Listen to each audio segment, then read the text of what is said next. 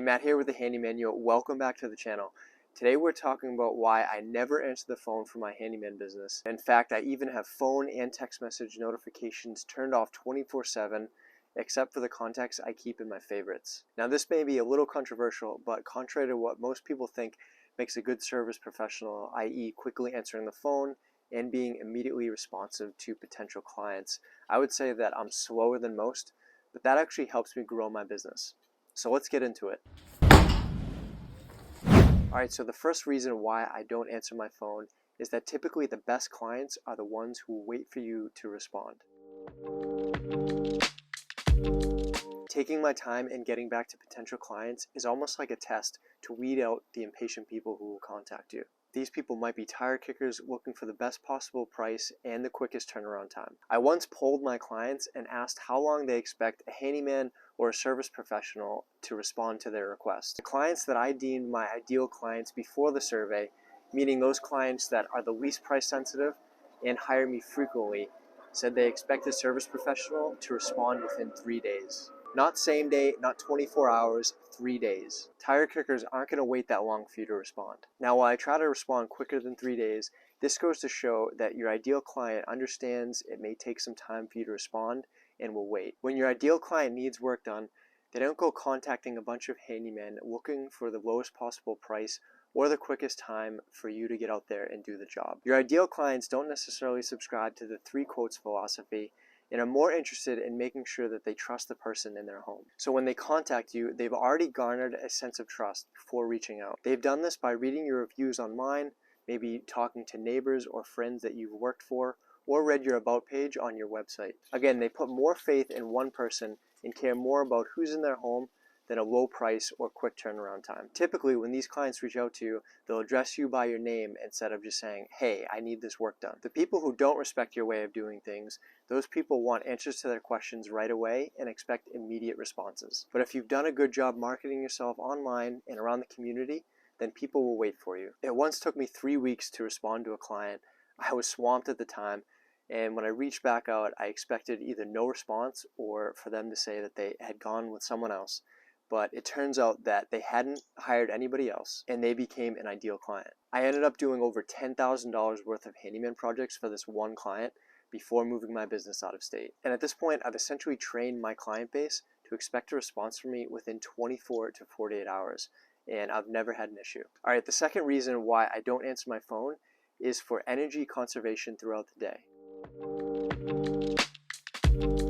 For me, I find that I struggle to focus on the task at hand when I know that my phone can ring at any second. By keeping phone notifications off, I can work more efficiently, be more present on the job, which is ideal when operating power tools, and just be less stressed throughout the day. When your phone is ringing all day, it's just so annoying, and at least half of those calls are going to be spam.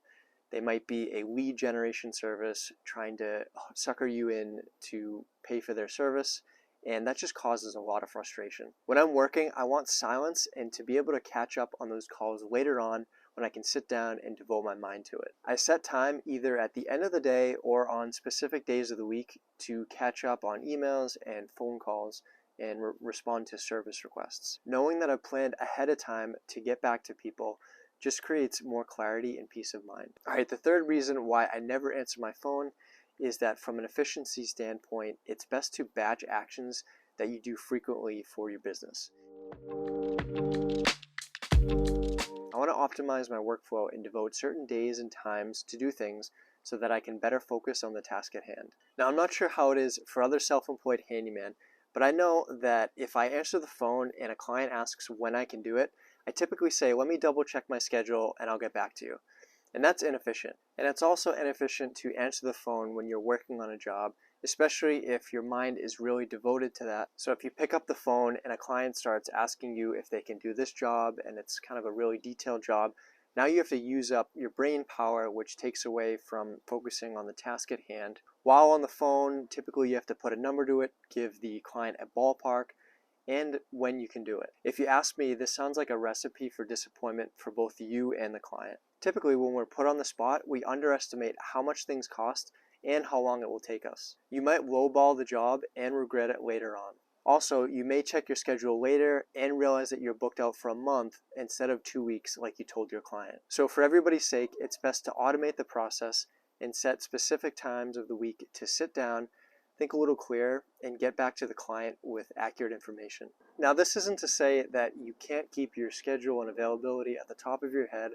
Also, just generally how much things cost, because if you're an experienced handyman, you know generally how much things are going to cost. But I like to sit down and make sure that I cover all my bases so that I don't underestimate the job, and double check my schedule so that I can optimize my weeks. And as I've talked about in other videos, my goal is to have an online presence for potential clients to find me online.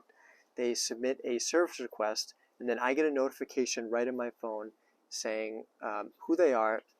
The form that they fill, it has all their information and the job information, so that I can just click once and look at their job and know what they need done, where they live, their name, phone number, and email address. So it's all in one place ready for me, instead of having to answer the phone and then get a pen and paper, write that down, or put them on speaker, jot it down in your phone. It's just better to get a form with all of their information that you can sit down and review. And if you do answer the phone and say, I need to get back to you, then that's one point of contact. And then when you get back to them a second time, that's 2 points of contact.